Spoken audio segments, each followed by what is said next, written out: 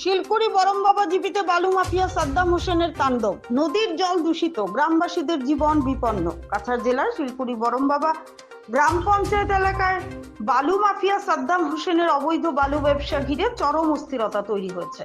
গ্রামবাসীদের অভিযোগ, সাদ্দাম নদী 4টি স্থানে অবৈধভাবে বাঁধ নির্মাণ করে বালু তোলার কাজ চালাচ্ছে। এর ফলে নদীর জল মারাত্মকভাবে দূষিত হয়ে পড়েছে এবং স্থানীয়দের দৈনন্দিন জীবনযাত্রা বিপন্ন হয়ে উঠেছে। স্থানীয় সূত্রে জানা গেছে, সাদ্দামের বালু কারখানা থেকে নির্গত ময়লা জল নদীতে মিশে যাওয়ায় পানির গুণমান মারাত্মকভাবে নষ্ট হয়েছে। প্রায় 10,000 মানুষ প্রতিদিন এই নদীর জল পানীয় রান্না ও অন্যান্য কাজে ব্যবহার করেন, কিন্তু অবৈধ বালু উত্তোলনের ফলে জল দূষণ বেড়ে যাওয়ায় তাদের স্বাস্থ্য ঝুঁকি ক্রমেই বাড়ছে। এক বাসিন্দা ক্ষোভ প্রকাশ করে বলেন, এই দূষিত জল খেয়ে আমাদের পরিবারের সদস্যরা অসুস্থ হয়ে পড়ছেন, অথচ প্রশাসন নীরব দর্শকের ভূমিকা নিচ্ছে।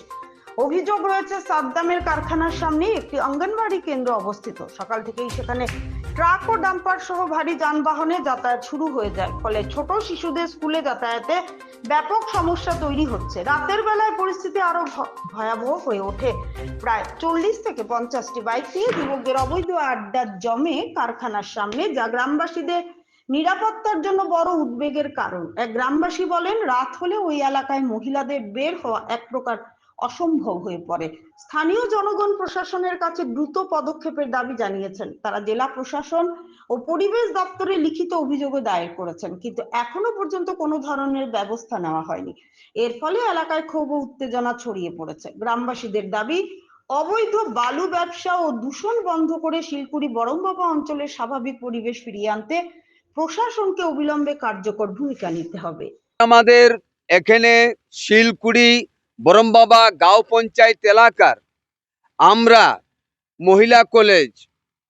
মহিলা কলেজের সরকার বাহাদুরের স্বীকৃতিপ্রাপ্ত মহিলা কলেজের পাশে এবং এপারে আমাদের পাথরটিলা এলপি স্কুল রয়েছে, এর পাশে এবং কালী মন্দির রয়েছে, এর পাশে একত্রিত হয়েছি। কারণ হচ্ছে এখানে বিরাট বড় একটা ষড়যন্ত্রের মাধ্যমে টিলার মাটি কেটে মাটি ধুয়ে এখানে বালু তৈরি করা হচ্ছে এবং এই বালুর যে মাটি ধোয়ার পরে যেগুলো পলি কাদা যাচ্ছে, এই পলি কাদা গিয়ে আমাদের হাজার হাজার জনগণ যেখানে বসবাস করি, এই নদীর জল দিয়ে আমরা খাই, নদীর জল আমরা নদীর জলে কাপড় ধুই, নদীর জল স্নান করি।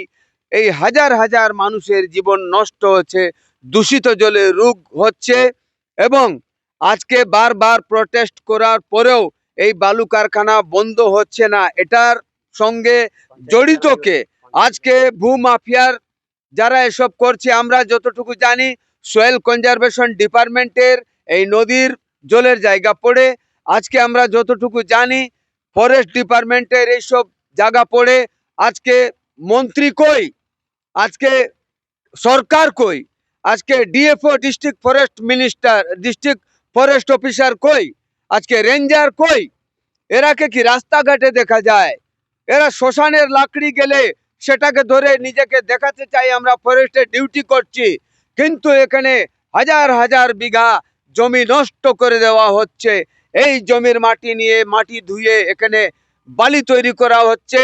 এরপরে আপনারা চিন্তা করবেন, আমাদের রাস্তার পরব ছট মায়ের পূজার সময় আমাদের মহিলারা 3 দিন উপবাস থাকে, পানিতে নদীতে গিয়ে সূর্য দেবতাকে অর্ঘ্য দেয়।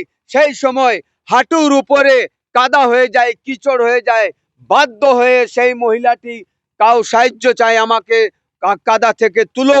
এমতো অবস্থায় আমাদের পুরুষ হওয়া বেকার, আমরা পুরুষ নয়। আমাদের সামনে পুরুষার্থর একটা রয়েছে। আমরা চাই সরকার বাহাদুর যদি এটার পদক্ষেপ না নেয়। তাছাড়া এখানে আঙ্গনবাড়ি সেন্টার রয়েছে, আঙ্গনবাড়ি সেন্টারে এই ভূমাফিয়ার দ্বারা দুর্নীতি করা হচ্ছে। এখানে রাস্তাঘাটে 6টা 7টার পরে ছিনতাই করা হচ্ছে, তার অনেক কেস দেওয়া হয়েছে থানাতে। আমি জানতে চাই এসবের পিছনে কে আছে? তাকে খুঁজে বার করার কর্তব্য কার? তাকে খুঁজে বার করার কর্তব্য হচ্ছে প্রশাসনের, তাকে খুঁজে বার করার কর্তব্য হচ্ছে ডিসি, মিনিস্টার, সরকার। সরকার বাহাদুর কর্তৃপক্ষ যদি পদক্ষেপ না নেয়, আমরা আগামী রবিবারে সর্বসম্মতিক্রমে সিদ্ধান্ত নিয়েছি শিলকুড়ি নাচঘর প্রাঙ্গণে আমরা উপস্থিত হয়ে বৃহত্তর আন্দোলন শুরু করব। বৃহত্তর আন্দোলন শুরু করব। আপনারা সবাই একত্রিত হয়ে থাকবেন। ধন্যবাদ।